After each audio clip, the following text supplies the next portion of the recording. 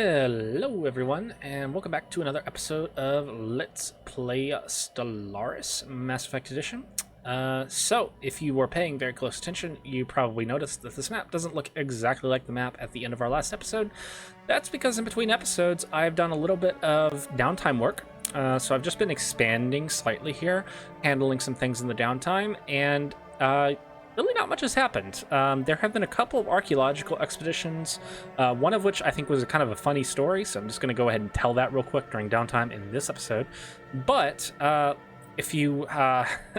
it's been a while. I'll just catch you up on what's been happening. So we just got done handling the Yogg issue. So the Yogg have been separated. One half of their empire has been formed into a vassal state, which has a xenophile ethic. They are militarist because we're the ones who spun them off, but they are still xenophiles. They are integrated into the galactic community, and yeah, they're nice dudes, basically.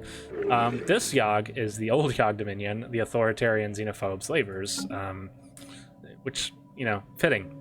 Actually, buried deep in Mass Effect lore, if you've played the later Shadow Broker DLC, the Yogg actually were never integrated into the Citadel Council because the Citadel Council sent ambassadors to their world, and the Yogg just murdered all of them on sight.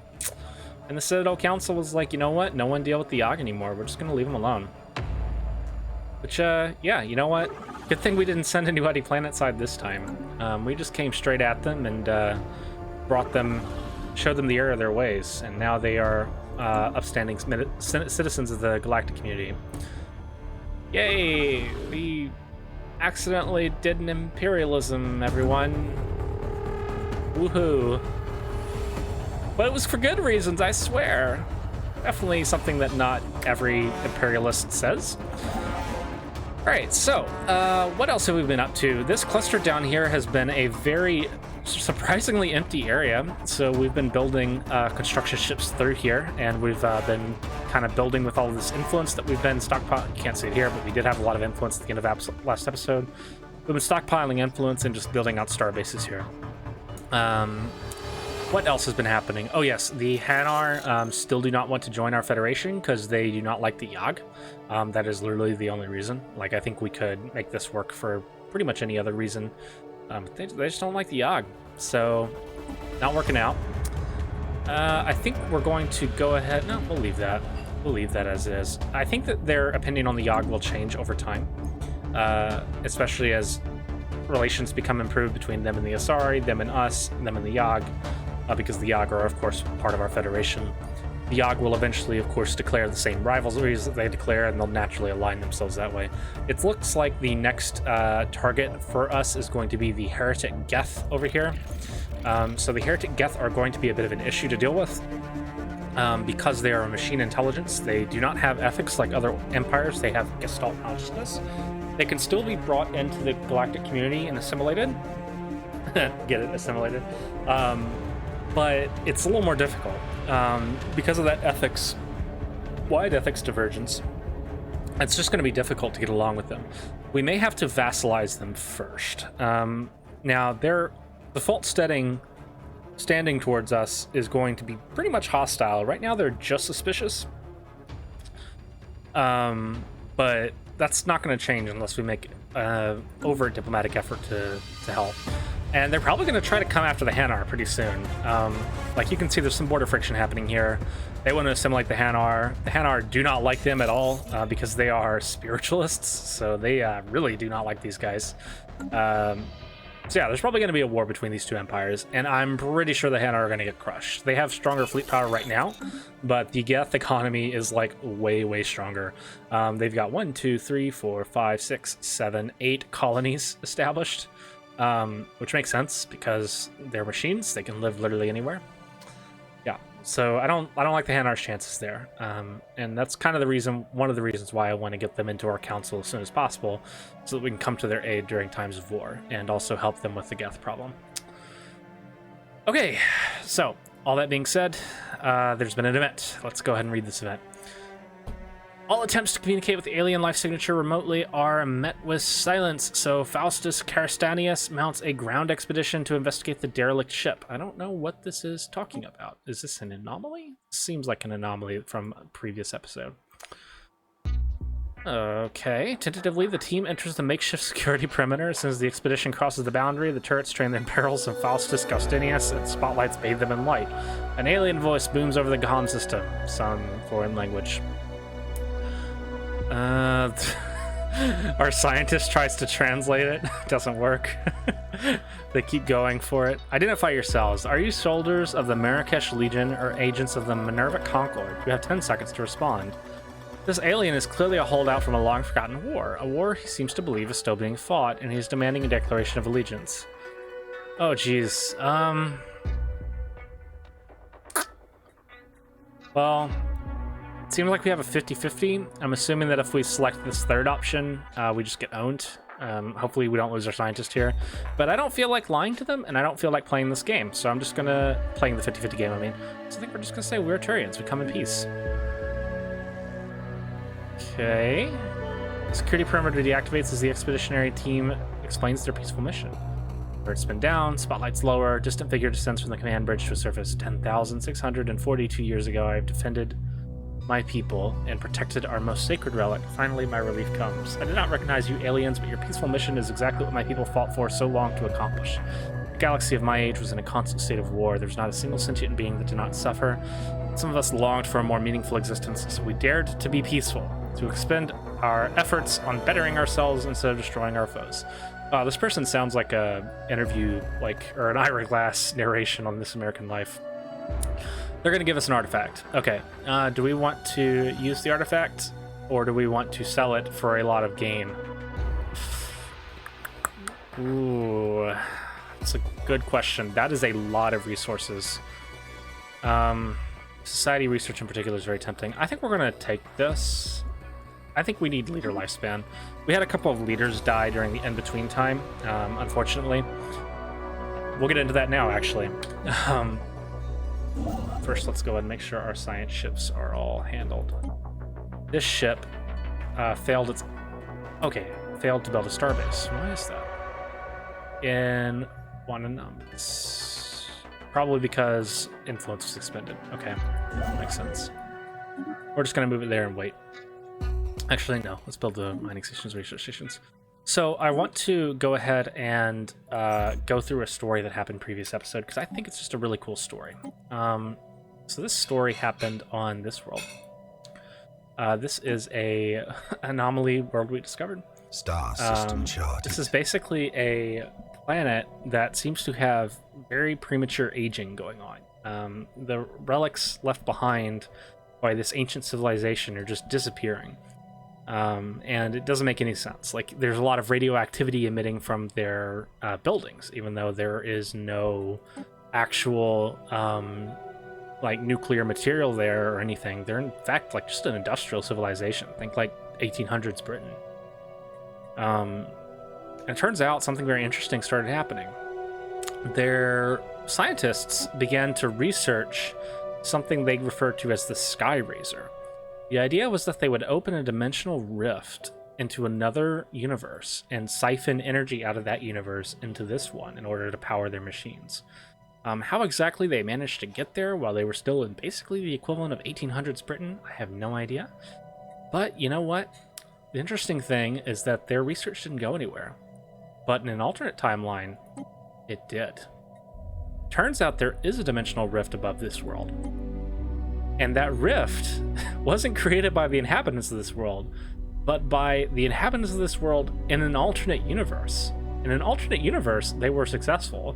They opened a rift, but they opened a rift into this universe, and they began siphoning energy out of this universe. And that's what killed this entire world. I just thought that was a pretty cool story, so I wanted to share that. I don't know what the message is. I guess, life sucks. I don't know. Dramatic irony. I don't know. Poetic justice. I'm just having trouble imagining James Clerk Maxwell being like, yeah, let's open a dimensional rift. That's how we're gonna power all the lights in Scotland. It just doesn't make any sense to me. So don't really see how that made sense to the author either, but I thought it was a cool story. All right, so we are about 2 years away from being able to take care of the Yogg problem, and by that I mean deal with the remnants of the Yogg Empire that have been causing us trouble. Well, they're not causing us trouble, but they would be causing us trouble if they were stronger. They are fanatic authoritarian xenophobes. They are slave empire. They are hostile to us, and we want to go ahead and subjugate them and bring them into the Citadel Council, like we've done with their neighboring state here. But we need to wait for the truce to wear off, and we need to get our fleet back out there, because despite the whooping we delivered to the Yogg, they are still considered equivalent fleet power to us. Yeah. So I think what we're going to do, actually, since we got 2 years until this is going to be built, we're going to go ahead and reinforce this fleet. Anomaly found. All right. Okay. Let's see. Is there anything else we can be doing? We are back on the low influence train, so there's not really a lot of pre-building we can do. This is still building a starbase. That's fine. I think we'll have it build mining stations and send it over here to build mining stations here. And yeah, what are we going to do about these heretic guests? We are connected to them, kinda. This path down here that belongs to the Yogg now, as soon as I'm done dealing with these Yogg, this path here leads to the heretic Geth. And it's probably the case, I would expect... Oh, they just expanded right there. It's probably the case that they will start expanding this way. I would expect them to start expanding this way and this way. And if that's the case, they will border the Yogg, and then we will have to deal with them. I think that's the natural point where we will deal with them, either there or when they declare war against the Hanar, we will want to intervene, whether or not the Hanar are in our federation or not. Okay, we got some alien barracks. Get a special project to investigate the alien barracks. Yeah, sure. Let's investigate them. Wonder what the story is there. Probably a precursor event. Either that or a planetary modifier from that one mod. Anomaly found. Anomaly. Yay. Research the anomaly. Okay, we have a new archaeological site. So let's refresh ourselves what's going on here. This is a precursor expedition. The expedition team has found a safe spot to set up camp. Additional equipment and personnel is being dropped off to the makeshift camp with small dropships. An expedition is now getting ready to search the nearby precursor ruins. Excellent.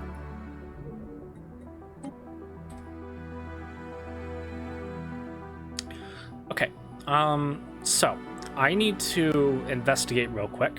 There is a way, I think there is a setting that I have to enable buried in some submenu that will allow my vassals to expand. My vassals do not appear to be interested in expanding right now, and I think that's because they're not allowed to via policy. So just give me one moment. I'm going to look that up, and I will be right back.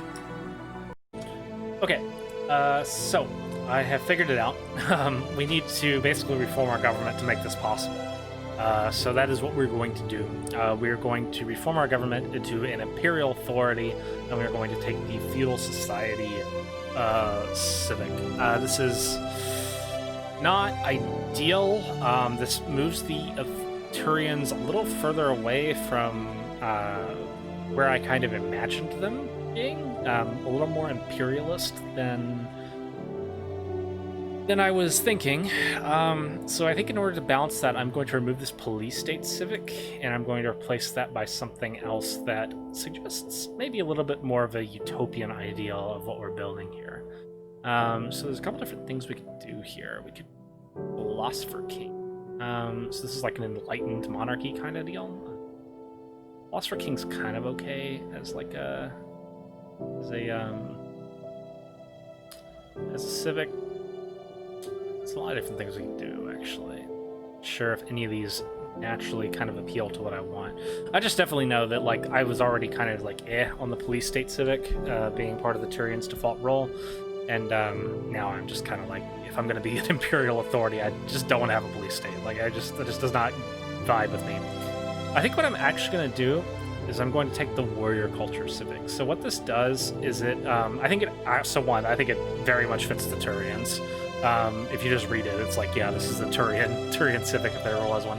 What it does is it actually replaces entertainers with duelists. Duelists are just like gladiators, basically. And instead of producing amenities like alone, they produce amenities, unity, and naval capacity. And instead of consuming consumer goods to do so, they consume alloys. So this is interesting. It makes consumer goods less of a huge hit on our empire, which kind of like compensates for the fact that the Turians, as they're built currently, have penalties to consumer goods upkeep. I don't know. I just think it seems like a good build. I think it kind of really fixes some of the issues that that I've been having role-playing these people correctly. I think this build just works out a lot better. Unfortunately, it will cost a lot of influence to do this. So what we're going to do is we're just going to wait, and we're going to save up influence. But we will be reforming governments probably during this episode. All right, let's take a look at these alien barracks. Science Officer Paulus Gellius's thorough xenohistorical analysis of the military installation on Septrum 1 has yielded few tangible results. The base was constructed before the planet turned completely barren, but it is unclear if the current inhospitability is a result of armed conflict or some more peaceful or even natural process. What can be deduced of their strategies and tactics in armed conflict does not seem to have been far in advance of our own. On the upside, Science Officer Paulus Gellius claims to have drawn much inspiration from the alien remnants. Cool, very cool.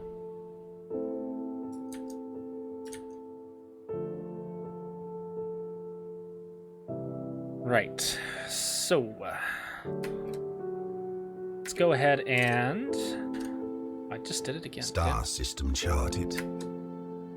All right, so let's take a look and make sure that we've got everything going tip-top shape here on all of our worlds. Palaven could use a lookover. We just have a free building spot. We're losing a little bit on amenities. We actually have some crime. It's not good. And that's going to go up, actually, once the police state civic is removed, but it's okay. What do we want to do about that?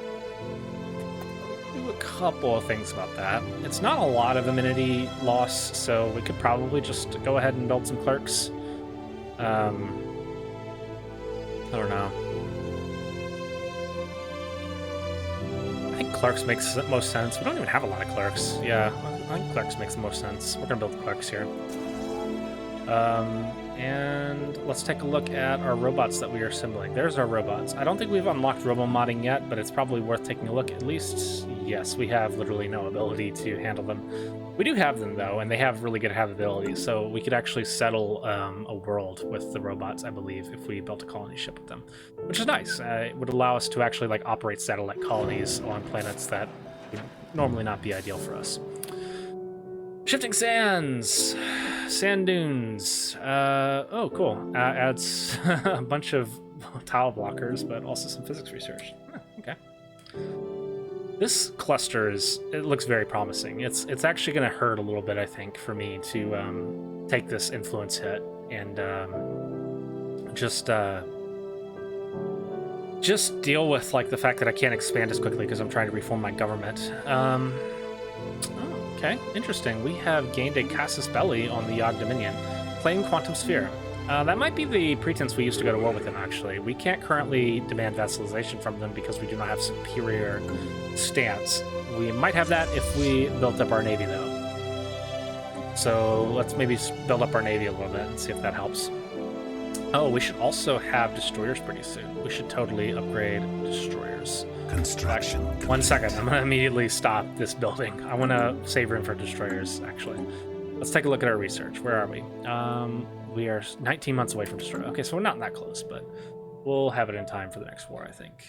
Unless we like want to jump the gun. Yeah, we're 7 months away from Construction like complete. 10 months away from their war. So Anomaly I found. think we'll just wait on destroyers. It'll give us a huge advantage and probably allow us to demand vassalization, which will save us a lot of time. All right. Okay. So our construction ships are going to unfortunately be a little stalled here while we accumulate enough influence to reform our government. It's interesting saying reform when we're switching away from an oligarchy to an imperial authority, but ultimately the reason why we're switching to this imperial authority is we want to give our vassals a little more autonomy, and this is literally the only way in the game to do that, so I don't feel too bad about that. And we're also moving away from a police state, so that's cool. That's felt very icky to play a police state. But hey. Alright, wreckage identified. Ooh, okay. Alright, so this is a way to get some influence, actually. So it looks like we found some wreckage that belonged to the Yogg, and they want their minerals back. We're going to go ahead and take that and get an influence boost. How much influence do we get from that? See us get any influence from that. Not very much. Alright, we've got Bunkerbot. This is a very common event. This is a bot that is attempting to solve some kind of problem. We have no idea what it's doing. We have basically three options. We can either take parts from it, we can take an engineering boost, or we can take influence, letting it continue its mysterious calculations, which may come back to haunt us, or may come back to benefit us. It might actually finish those calculations in the future. We're going to take the influence, because also, story is cool. It's going to be cool to have a callback in like episode 13 or whatever. Alright, so now we have enough influence, we can actually reform our government. Let's go ahead and do that. So we're going to go ahead and reform our government. Again, it just feels so weird saying we're reforming our government into an imperialist authority. Alright, so unfortunately we do have to get rid of citizen service because it's just incompatible with an imperial authority. We're going to remove police state as well. We're going to switch to feudal society, and I believe warrior culture is the other thing we wanted. Let me just check real quick. I'm going to pause real quick and read all of these very closely to make sure that is the choice that I want to make. Give me 1 second. Be right back.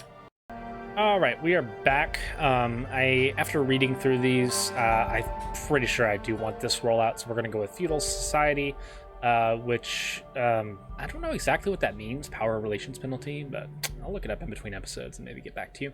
Warrior culture. So this will replace entertainer jobs with duelist jobs. Duelist jobs will produce unity, amenities, and naval capacity, and it'll also boost our army damage. Not that we really need that, but I don't know. I think that's kind of cool. And yeah, overall, I'd say I feel better about this. I don't like being an imperialist, but I mean, this is the only way to make our vassals have autonomy, which I want them to have autonomy. I want them to build.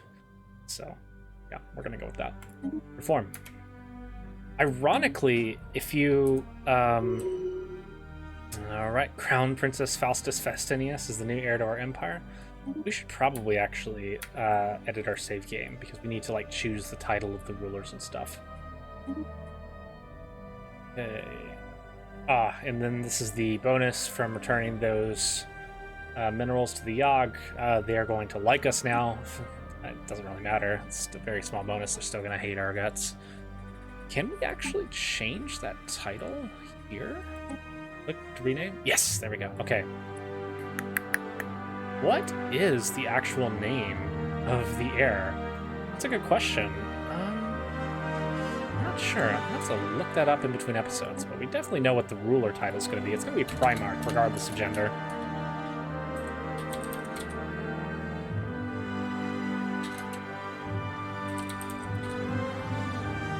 I'm just trying to remember Mass Effect 3. I don't think Adrian Victus had a title.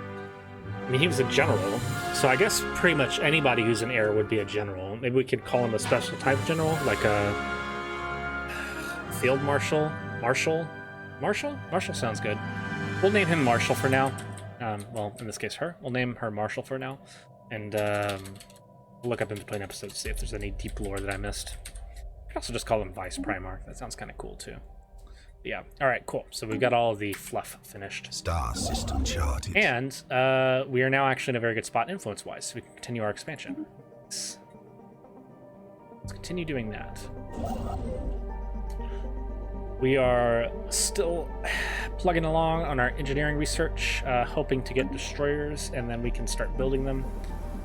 We actually have some unemployment on Paladin. That is worker unemployment. We are building more clerk jobs, so that shouldn't be an issue for very long. I want to go ahead and also build a research lab here. Where are my research labs? There. Okay. We have a... Okay, this is actual story here. I need to pay attention here. The Frary system is home to an unusually dense asteroid belt that is displaying some unique properties. Where is Frary? Where's Frary? Where do my people go? Where are they? Where are you guys at? Come on. Where are we? Frary? No, that's not Frary. Frary? Okay, yeah, they just came into here. Yeah, okay. Unusually dense asteroid. Oh, yeah, that doesn't look. That looks artificial. Unusually dense asteroid belt that is displaying some unique properties. Several of the larger asteroids are coated in crystalline outcroppings that would suggest the presence of extremely rich mineral deposits. However, long-range sensors are tracking sporadic movement from what appears to be several small objects or possibly spacecraft in the denser regions of the belt. We are unable to get a fix on them, but debris from at least 2 destroyed mining stations can be seen floating in space next to some of the larger asteroids. Okay, so I think that if I just click through here, normally what would happen is it would turn out that there's something there and my science ship would get owned. However, I'm going to make an educated decision not to do that, and the reason why is that I suspect this has something to do with the crystalline entity. The crystalline entity is a type of naturally occurring mob that can spawn, and in between episodes, I actually researched a special project that will pacify the crystalline entity, as in it will not attack my ships, unless it is attacked first. So if that is a crystalline entity that we're dealing with here, I think I'm going to be safe, even if this is kind of like a haha gotcha. But you know what? We're just going to take chances. Let's see what happens.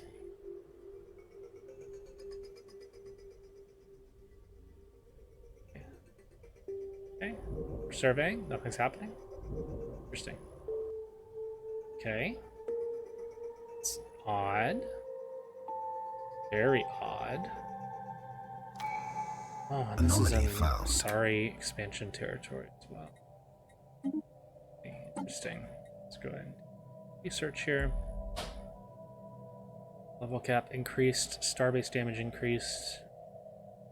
Admiral level. Let's get rid of this. Pull up. Very slow. Here we go. Oh, come on. There we go. I'm nervous about that. Oh, wow. This isn't actually connected to Asari space. Oh. Hey, sorry, you're actually doing very poorly here. Interesting. Give me 1 second. All right, we're back. Cool. Okay, so let's go ahead and get through this anomaly stuff. Anomaly, we got an anomaly. Cool. Good anomaly. Rifts are REM1 are indeed riding. So this is a one of several anomalies that pertain to vandalism. Yeah. So. According to the survey team, this writing is just the first 196 digits of pi as expressed in base 14. Prominent sociologists are now speculating furiously as to why the authors believed anyone capable of reading this message would need the information. Good question. Maybe this is signaling to their god. I don't know. I feel like that's the kind of thing that we humans would do if we had the technology to do.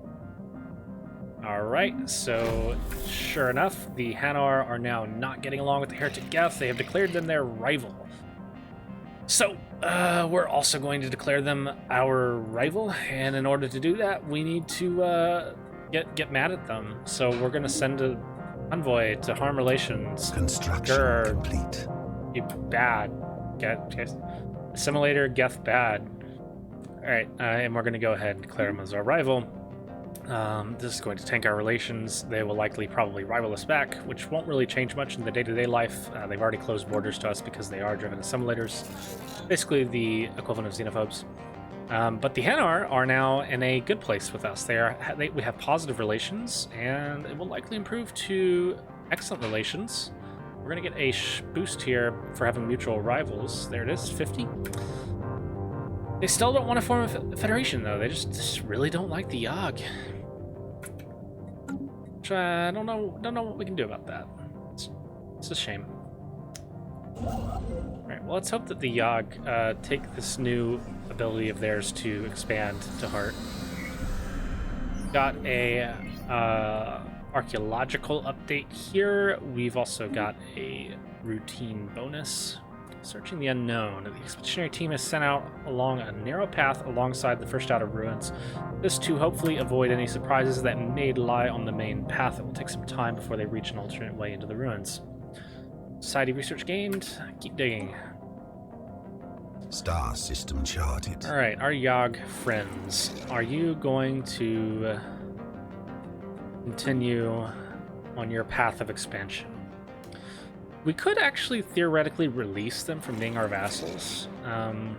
if that is the case, then the Hanar will suddenly join with us.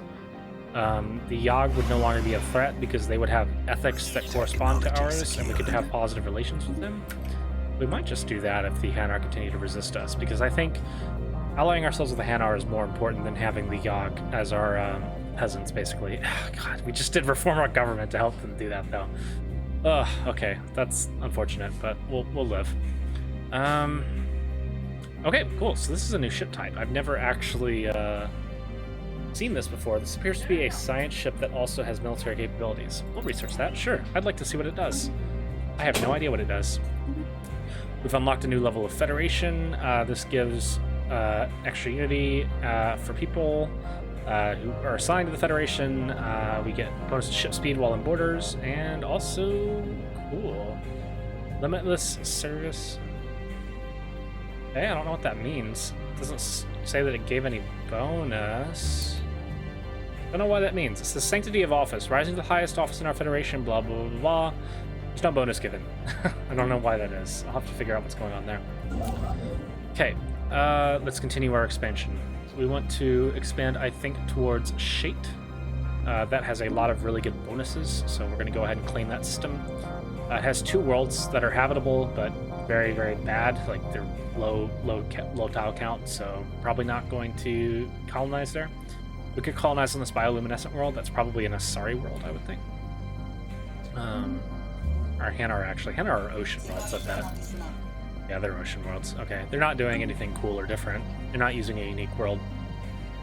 Something else really out here world-wise that appeals to us. There's a super habitable world, which, despite its name, is not actually like a Gaia world. It's just, it's just, I don't know exactly what it means, but it's just a weird type of world. It's not actually what it sounds like.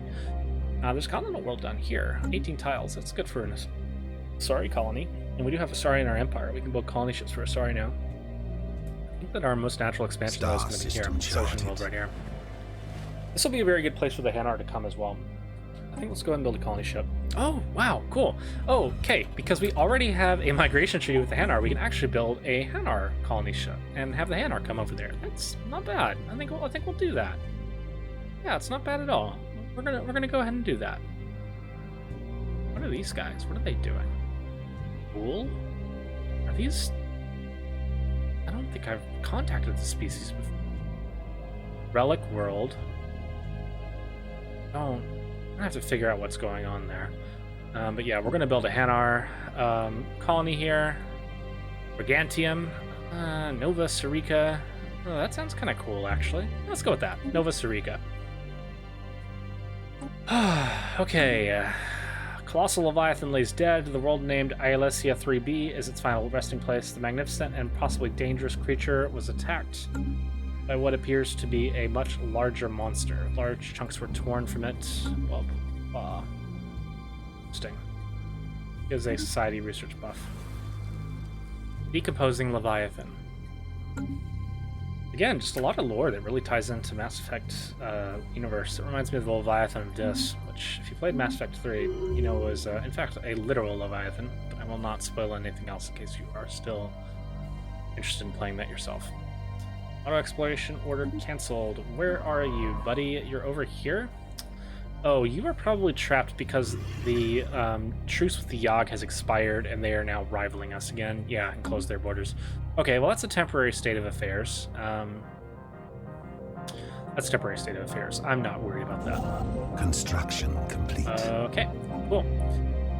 So let's go ahead and start working on getting this Yogg situation under control. I think we will do that real quick, or at least build towards it, and maybe we'll get it started in this episode. So first off, we are going to build our new destroyers. So I want to build them. Ooh, okay, so it's actually a gunship bow. Let's take that. I like medium weapons. That sounds cool. Do I want more medium weapons? They have totally rebalanced this. Normally in vanilla Stellaris, one of the options for a gunship bow for a destroyer is a single large slot, and this is actually like really OP because like if you mount a large weapon on a destroyer for like game technical reasons, it has much better tracking than the equivalent weapon mounted on a battleship or a cruiser. So like large weapons actually work the best on destroyers, and building like fleets of destroyers with large weapons mounted on them is actually much better than building like battleship stacks for basically the same amount of minerals. But that's been removed. It looks like it's been rebalanced. So we have a medium and 2 smalls, or we have a picket stern. I'm tempted to take the picket stern, actually, because then I could reconfigure my corvettes, but I think my corvettes are fine as they are, and I don't want to pay the penalty to rebuild them, so we're going to go ahead and just do this. So we'll do our standard blue laser mass driver split, so that we get a balanced mix between shields and armor. And we're going to lean a little bit toward blue laser, because I just like that. Let's go ahead and get our deflectors on. We want to... We could take afterburners on destroyers. Let's see what happens when we get done building this first. I want to see what happens when we are done, like what our trade-offs are going to be like. Okay, yeah, we don't need any extra power. I think we can just go ahead and take the afterburners. That's fine. So that doesn't... The evasion's not great for them, but it does give us a little bit more speed so they can get into the engagement quicker, which is nice. Picket tactics, advance to close range and attempt to intercept the enemy. Yeah, that makes sense. We've got small weapons and a single medium weapon, so fine. Seems like an okay start for a destroyer.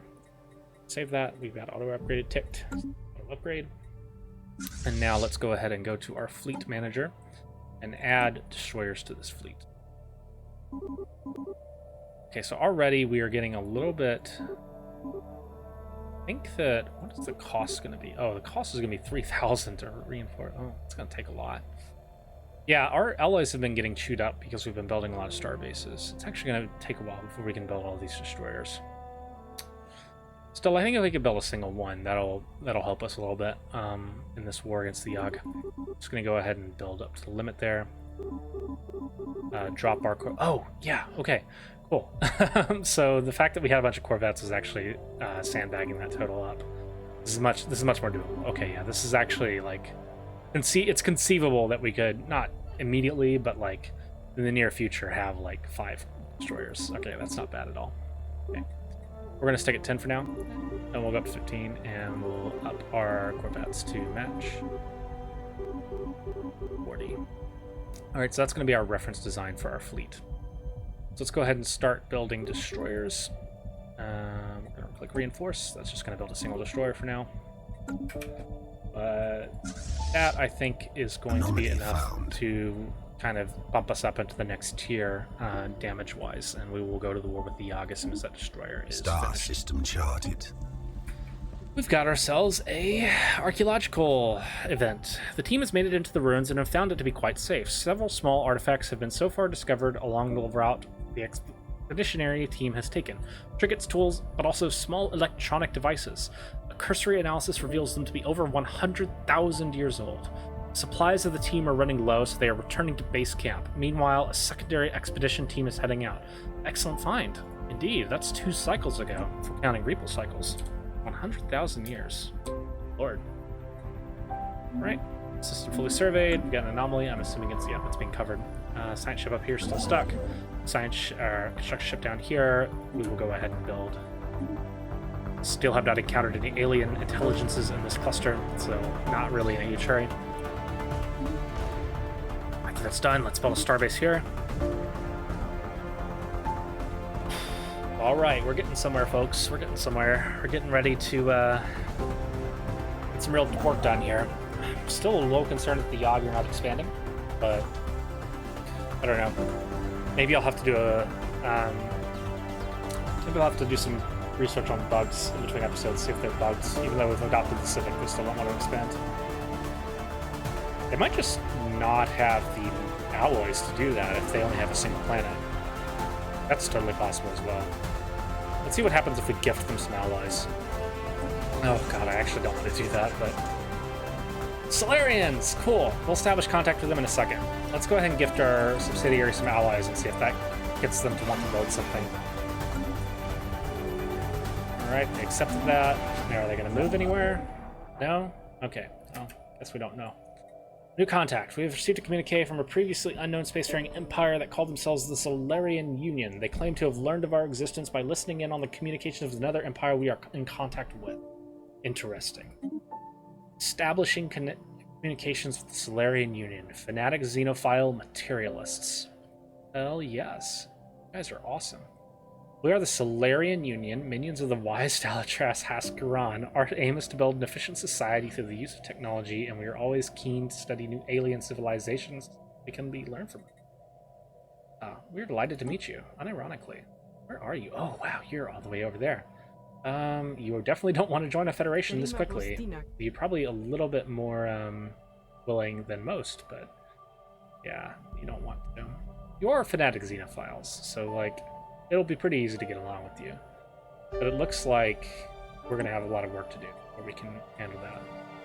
We're going to go ahead and send a diplomat over here to start improving relations. Hopefully the Asari will do the same. Star system charted. And hopefully, it'll probably take 2 episodes, I bet. Maybe quicker if we get lucky. We can bring the Solarian Union into the Citadel Council. That would be pretty cool. Alright. Okay, so it looks like we're having a little bit of an economy issue. That's probably because of all the mining stations we've been building, I would assume. I mean, our ships... We've gained 1 destroyer, but that's not enough to prove, like, anything. Let's go ahead and do some housekeeping with our economy real quick. We're going to sell off some excess food. We're going to sell off excess minerals. We've got a lot of those we don't really need. So our energy credits are now in a good space. We're going to buy some consumer goods. I'm going to keep those stocked up. I think I want to buy some alloys as well. Yeah, it's going to cost like 10k energy to buy enough alloys to build all the destroyers I want to build. I want to buy at least 1 set and build another destroyer. Yeah, building 1 destroyer built our... it upgraded our power by 200 by itself. That's not bad. Are we still... We're still equivalent to the Yogg.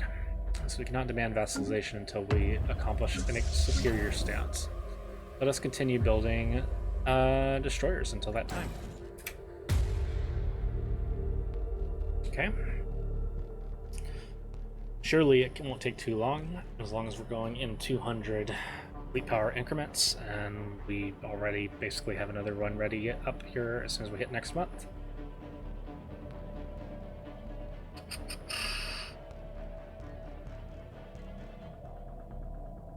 I also tried directly trading alloys. I don't think the Asari would be willing to give us a favorable trade deal, though. Who knows? Yeah, they're equivalent to us. Wait, what? Oh, okay, we can use favors from the Yogg to kick them. I was like, why the Yogg want to vote yes on that? That seems rude. Let's see. Can we get some allies from you, actually? I don't think we can. I haven't tried this in, like, a very long time. Oh, actually we can. It's not that bad. It might actually be worth it. I'd have to do the math, but I think this is actually worth it. No. No, it's not worth it. They don't want to take anything as an exchange. We take food? Okay. Food? That's probably actually worth it, yeah. Okay, sure. Why not? Trade for allies the old-fashioned way. Okay, let's build some more destroyers. Are we superior yet? No, we're still equivalent. Shame, we kicked their ass so hard the previous war. Still we're equivalent fleet power to them. I think that's because they had that 1 stack with like high STL disengage chance, and they were just disengaging rather than getting wiped by our fleets, even though we were totally superior to them in terms of build and fleet power. Technology secured. Tech. Cool. Diplomatic weight increase. That sounds useful. Fleet supremacy also sounds pretty useful. Let's take that.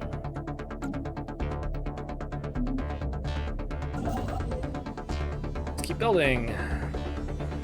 Lacking allies, but that won't be a problem in 1 month, or 10 days, rather. Construction There we go. complete. We're going to have a decent research boost once we build in that system. Construction ship here is done. Star system charted. Cool. Forgotten Ruins. Just gained some bonus. It's like a typical anomaly. Alright, well, I don't think that it's a good idea to stretch this episode on longer just to get some action in with the Yogg, but we will probably be dealing with them in the next episode. Oh, yep, and the Geth are expanding too. We are definitely going to have to deal with them soon after. So thanks for watching, everybody. Hope you enjoyed, and I'll see you next time. Bye-bye!